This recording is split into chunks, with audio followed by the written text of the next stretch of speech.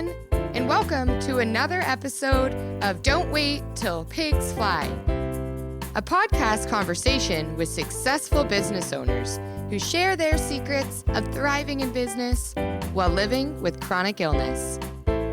Here's Nancy Becker. Hey guys, I'm Nancy, the Chief Flying Pig Wrangler, and I help entrepreneurs and business owners who know they have to make a move, but they don't want to just to move. They want to make it in a more sane, strategic, and systematic way, and they want to stop spinning their wheels. I know our guest today has some insight into that, so grab your pens and paper and get started to take notes. It's going to be good. Welcome, Vanda Corbett. How are you today? I am doing fabulous, Nancy. Thank you for having me. Absolutely. I'm really looking forward to this. We've been sitting here talking for 20 minutes. I should have been recording it because it's been fantastic. But tell us a little bit about who you are and why this podcast was of interest to you. Sure. So my name is Vanda Corbett, and I'm actually a doctor of chiropractic. And as we talked about for about 10 minutes before we got on here, I'm actually in practice in Dubai in the United Arab Emirates. So I am Canadian, but I left for Dubai and the warm and the sun, leaving behind the snow about 11 years ago.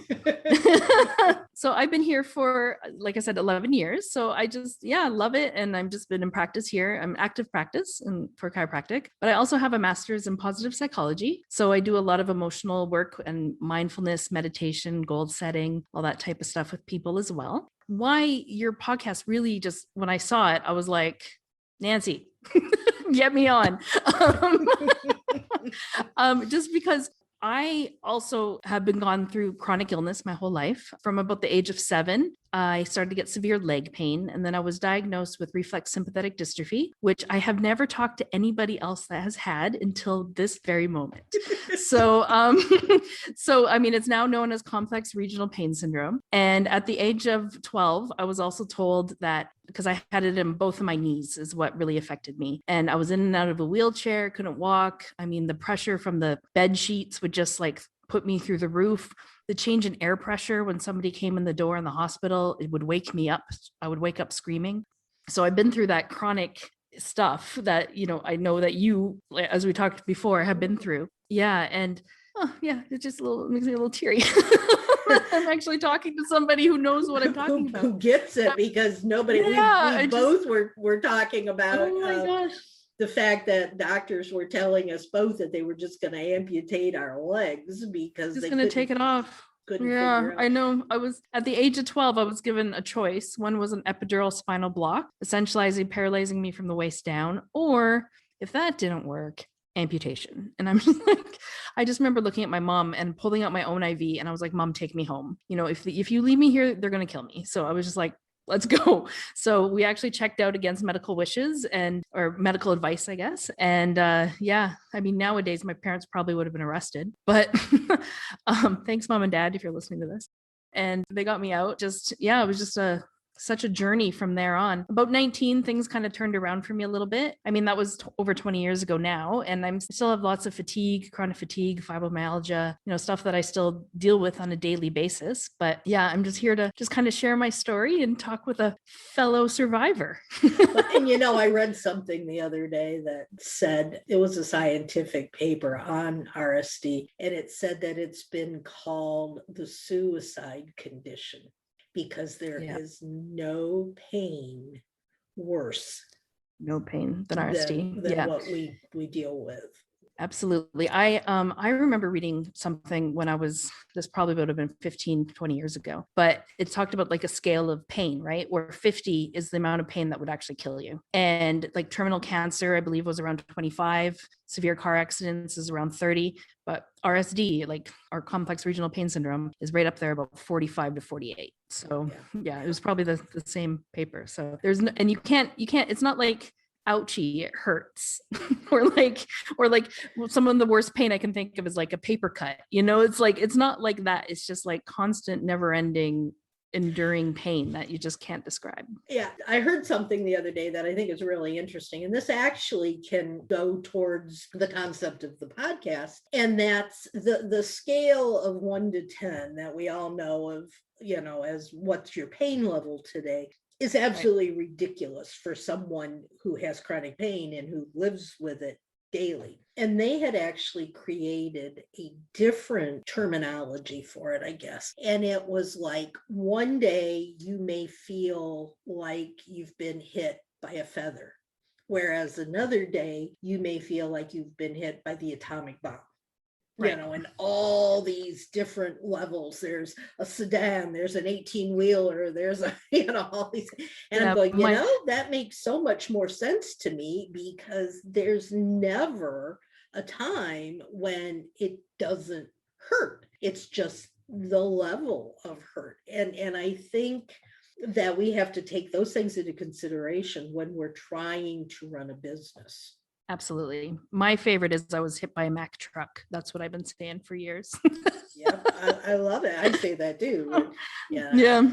But it's like when you get ready to get up in the morning, it's, for me anyway, I lay there in bed for a couple of minutes until my cats jump on me and I go, oh, ouch, guys. But I'll sit there and I'll think, all right, what level of what hit you today?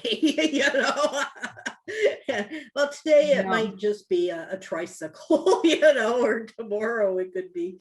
And that really guides what I do that day in my business.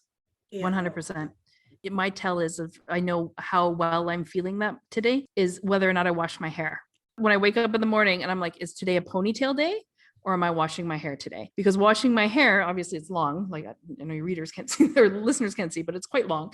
And it's like, if I wash my hair, I know that's 25 extra minutes between showering and blow drying and all that stuff that I have to put out that output. Do I have the energy to do that? Yep. So that's what I decide in the morning is like, am I washing my hair today? And I'll do I even have the energy to get in the shower today, or am I going to just give myself a sponge bath? It's just, or am I just going to stay in bed? This was interesting. One time at that point, I was still doing my pre-interview application process. So I was talking to people to see whether they were going to be a good fit for the podcast or not. And I had an appointment set up with someone that I thought I really wanted to talk with. And I had to cancel because I was getting ready for one of my surgeries. And the doctor had called and said, you got to come down here right now to get blood work. We've done something, we've misplaced it. We need blood work. You got to come. So I canceled. I said, I'm so sorry. I apologize. This thing has come up. I need to go to my doctor's and let's reschedule. Well, and I'm not even talking to the person, I'm talking to the assistant. And then I got back, okay, and they rescheduled. Well, then the next time my appointment with this person came up, I couldn't talk because I had strep throat. How do you talk to someone with strep throat, right? And a little difficult for sure. Yeah. And so I had to cancel again. And I said, I can't believe this is happening. I'm so sorry.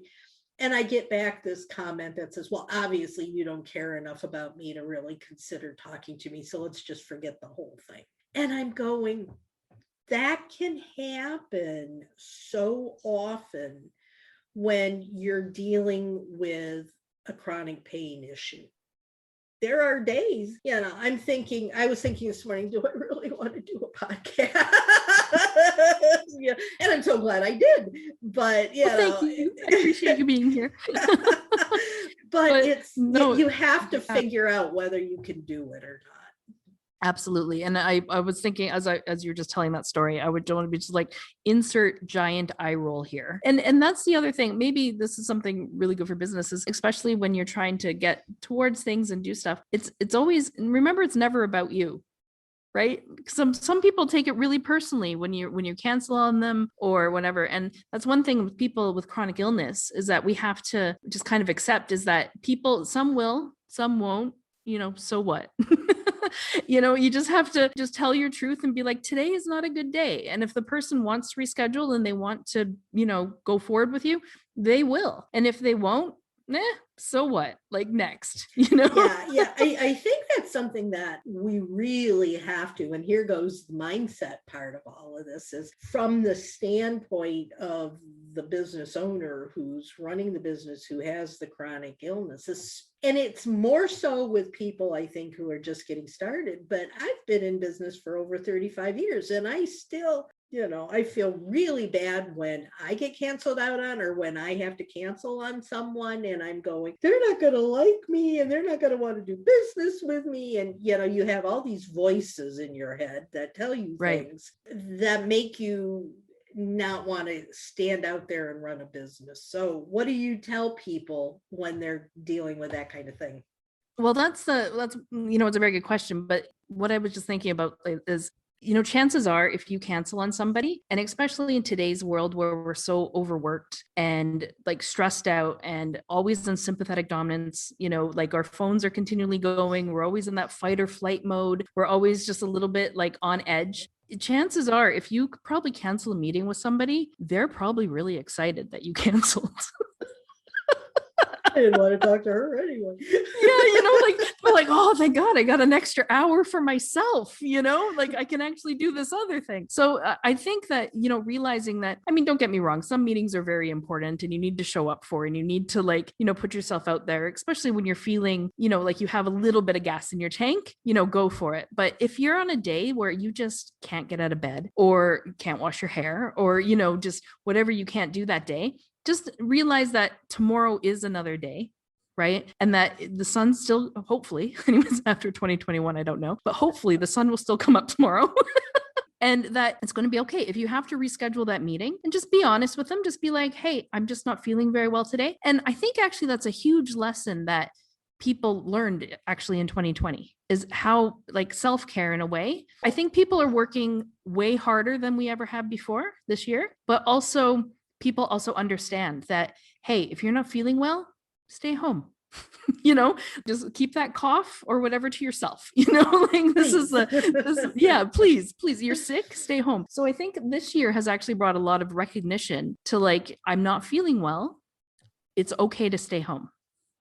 Yeah. So if anything from COVID, maybe this is something that's kind of come out of it a little bit, is a little bit more compassion for people that aren't feeling well, and a little bit more acceptance. Because I used to know people that would come, even patients, for example, that would come see me because they had a scheduled appointment.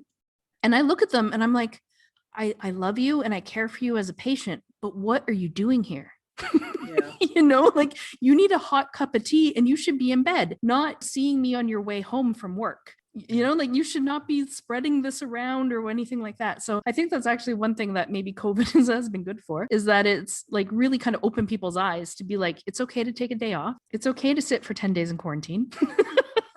Or whatever your laws are in your country. In Dubai, it's 10 days. If you've been in close contact with somebody, you were expected to sit in your house for 10 days. So but people are starting to understand this, so it crosses over into chronic illness as well. So, yeah. Another thing that I think is really interesting, and I'm not sure if it's our perception looking out, if it's their perception looking at us, or a little bit of both. But I know for a fact that women who have chronic illness often don't want anybody to know about it.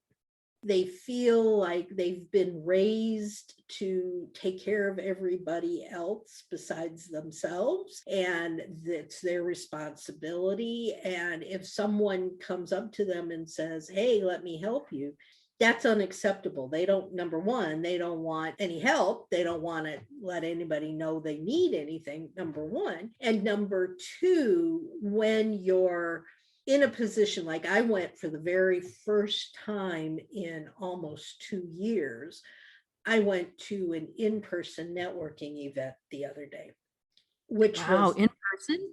In person. It was amazing. Yeah, we're real people. Yeah, real people. But it was because it was the first one in so long. It was like someone just opened the doors and the cockroaches all came in, right? It was just like, shoo.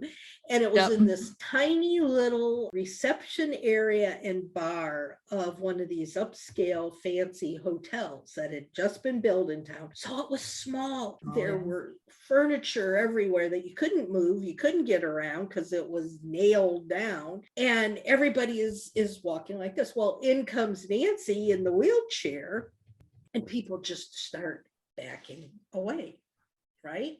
And, or they would just look at me and go, yeah, right, whatever. And I'm having to go beep, beep my horn, and excuse me, I don't know if you can't see me.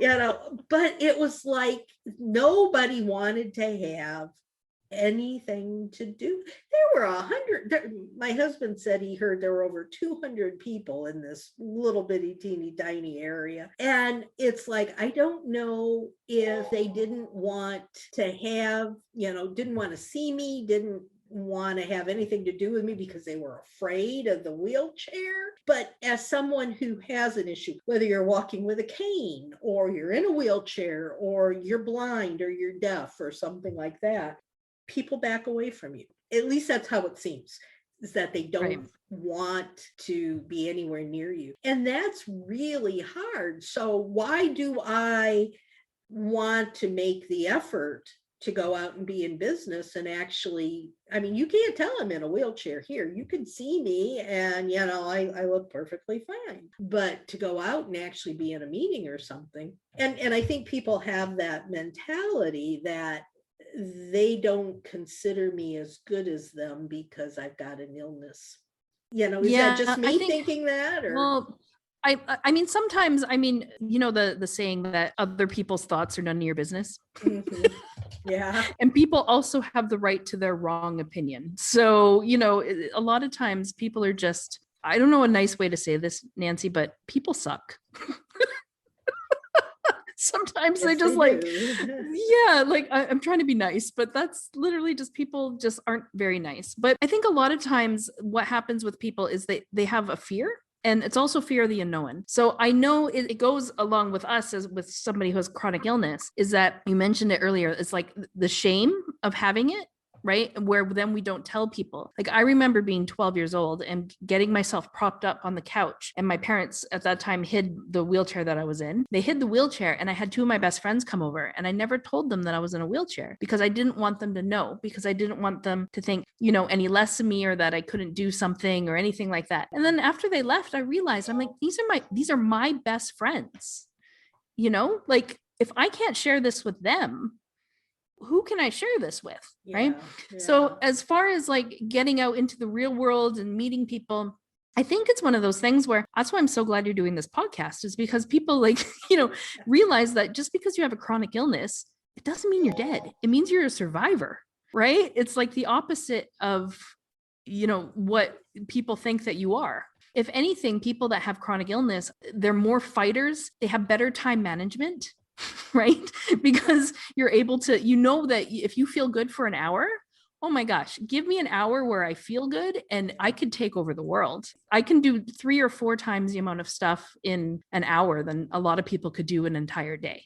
Right? So I think people with chronic illness, I remember once when I was going to chiropractic college, and I actually had mono I've had mono 3 or 4 times, mononucleosis, or if you're over here, they call it glandular fever. I had mononucleosis a couple of times. And the one time this was really quite bad. And I was talking to a friend, and she comes over and she sits down beside me and she's like, Vanda, are you okay? And I'm like, I'm just going through some mono, and I was going to classes, but then I was going home and sleeping like 14, 16 hours a day and just barely making it to class and going back and forth. And I was like, no, I'm not. I'm just coming out of a week of mono, and I'm just like, I'm just barely making it through. And she looked at me, she goes, so what you're saying is now you have as much energy as the rest of us.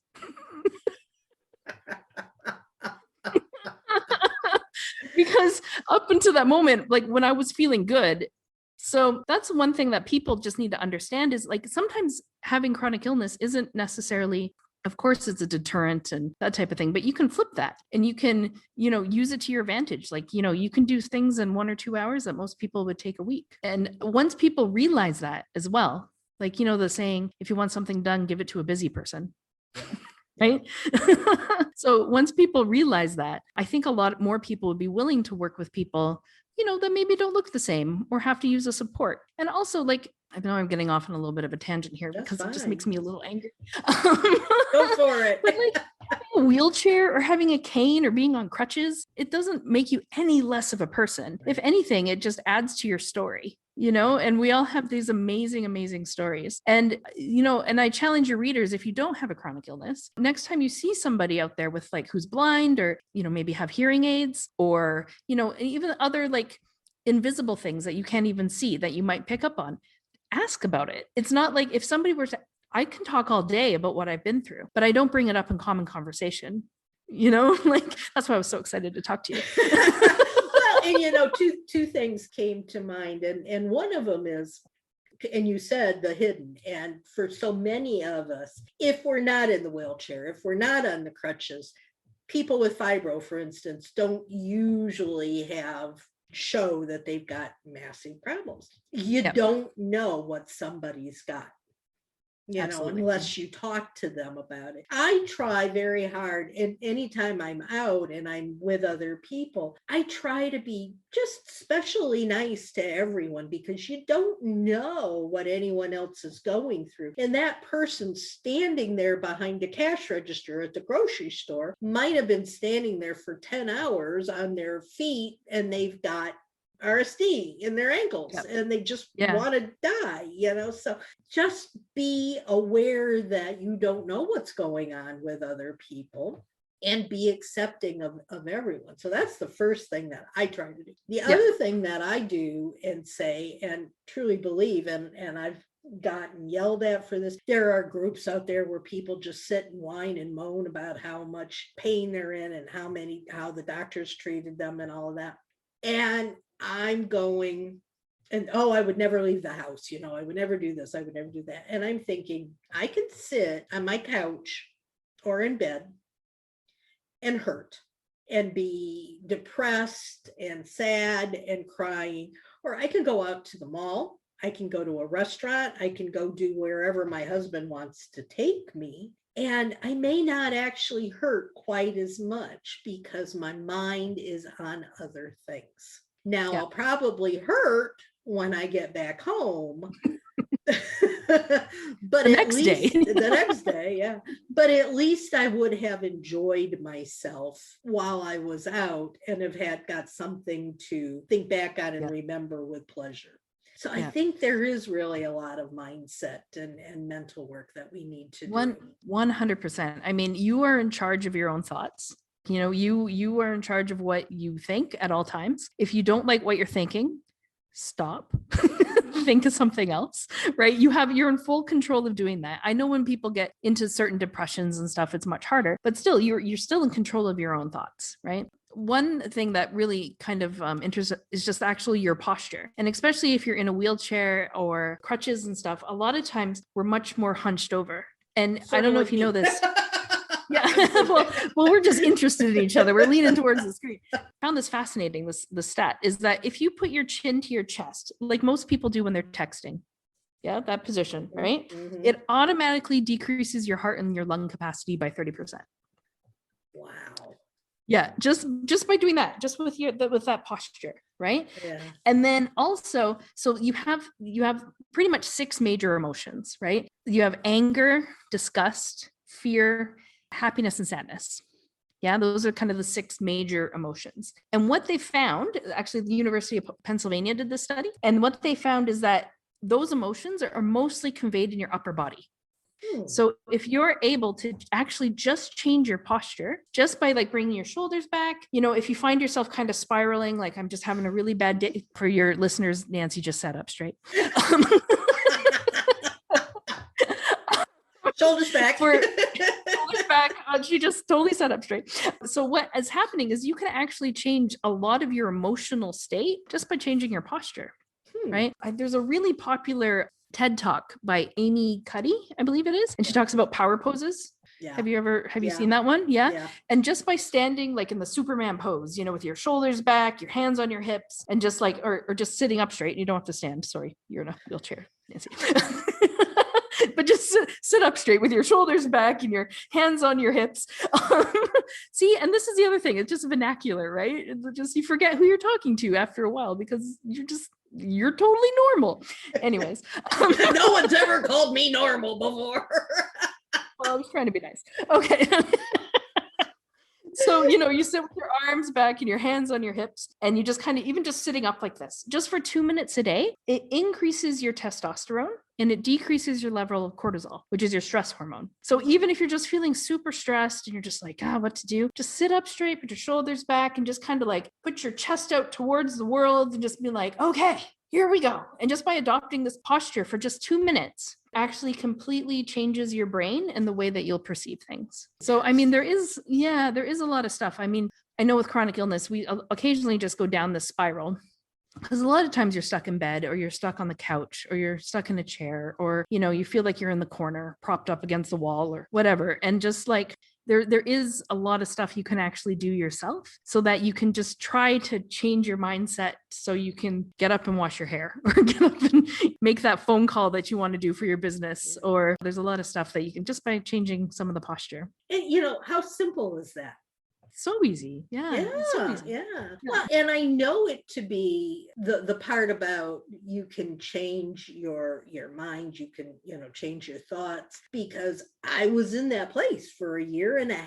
I sat in a dark, dingy basement in a corner, all curled up in the fetal position, basically, and just wanted to do nothing more than just die. Because I was so, I was in so much pain. I was back and forth to doctors. I was frustrated. I was depressed. Nobody did it for me. I mean, I finally wound up saying, this is absolutely ridiculous. I have got to change this behavior. And I just put my mind into working and said, I'm gonna do it. I'm not dead. This is a life-changing disability, not a life-ending disability. Absolutely. 100%. And one of the things I tell myself now is when I'm looking at things, and I said, what's the worst thing that can happen? And if it's not that you die, it can be changed. It's funny. I do the exact same thing as well. 100%. I'm just like, I don't want to do this, and then I'm like, okay, what is absolutely the worst thing that can happen? I'm really bored for half an hour. Okay.